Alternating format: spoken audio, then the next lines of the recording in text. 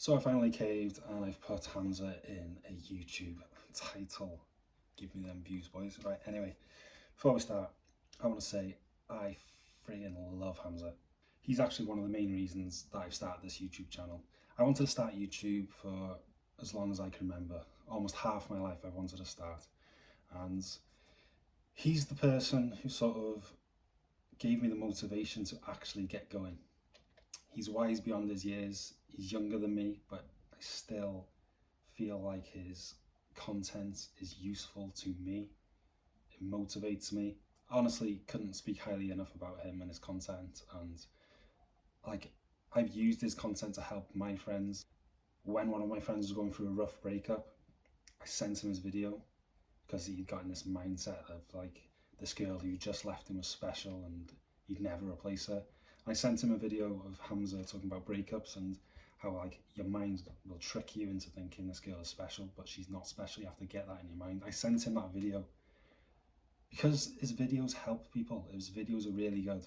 But there's always been one video that's really bugged me, and one I just really didn't like, and it's on his unfiltered channel, and it's called "They Are Not Your Friends," and I really didn't like it. Friendship and brotherhood is a huge thing in life. It's really important to have, and it's not something you should just throw away as if it's nothing. And just because you're trying to improve yourself, it's not something you just want to disregard just because your mates don't think exactly the same as you do, don't act exactly the same as you do.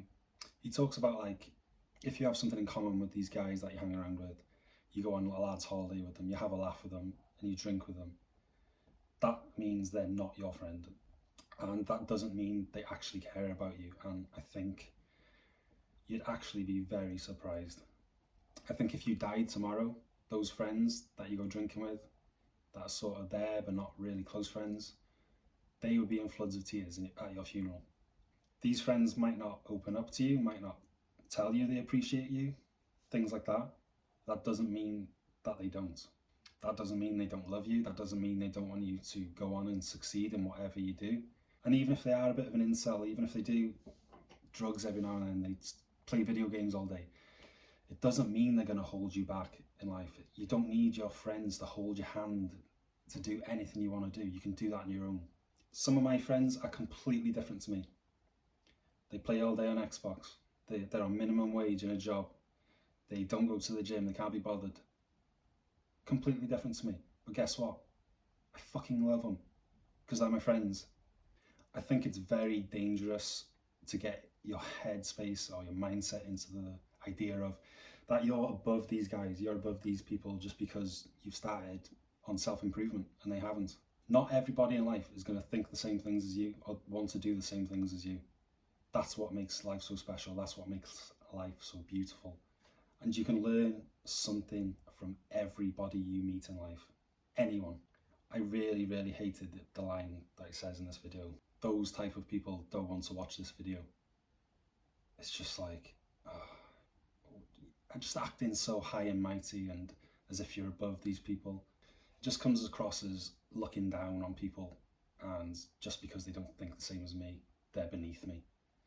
Having things in common, like even if it's drinking, video games, going to parties, that's what makes friendships. It's not a problem. Like I used to be in that sort of lifestyle, in the party boy lifestyle. I loved going out, loved drinking, loved whatever that whole lifestyle entails. And yes, I've grown apart from the people now that are still doing that because it's just not me anymore. I like it every now and then, go for a drink, but not every weekend like it used to be. And yes, we've grown apart, but also when I do see them, it's as if we've never been apart. We've still got that love for each other. The love for each other's still there. The happiness that I get when I see them achieving something, maybe they've had a kid, maybe they've got engaged, the happiness is still there. I still want them to do well, and I'm sure they still want me to do well. Yes, you will naturally break away from certain people. That's just how life goes. For example, I've had kids. I've got 2 kids, I've got 1 on the way. That has meant I've spent less time with my mates than I usually would like 5-6 years ago, maybe 4 years ago. That doesn't mean my mates still aren't my people. That doesn't mean that if they came to me with a problem that I wouldn't help them out. If I came to them with a problem that they wouldn't help me out and go out their way to help me. The thing I think Hamza has got mixed up with is that doesn't usually happen in friendship groups of males, because we're males. We don't come to each other with problems. We don't like passing our problems on to someone else. We're proud. We keep our thoughts inwards. We're strong men. We don't like go out of our way to check on each other, even though we should. That's just how our society is these days. We should be doing that, but you can't blame people for not doing that. Brotherhood and friendship is so important. It's something that you shouldn't just throw away as if it's nothing. And I think if you are thinking about doing that, maybe it's not them that is the bad friend, and it's probably you that's the bad friend. I really hate how he like sort of encourages people to leave friendship groups, because these friends, you've learned from them. You may not realize it. You may not realize how much value they've actually brought to your life, even if it's just having a drink together, even if it's just playing games together.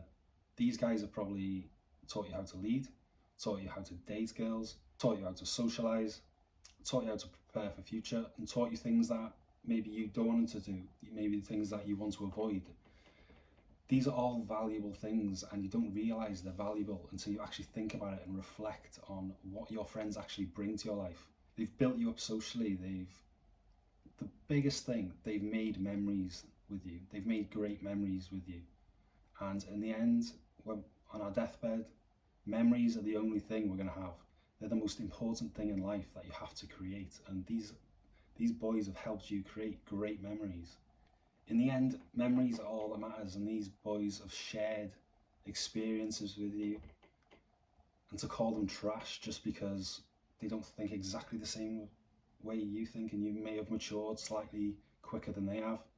To call them trash when they've backed you up in fights, they've made you laugh 1,000 times, they've brightened up your day 1,000 times. I just wholeheartedly disagree with what he says in that video. Value your friends, boys. Value them even if they're not like you anymore. And we'll leave it there. Please like and subscribe if you've liked what I've said. Hopefully I don't get the Hamza boys on my case too badly. Get after it, lads.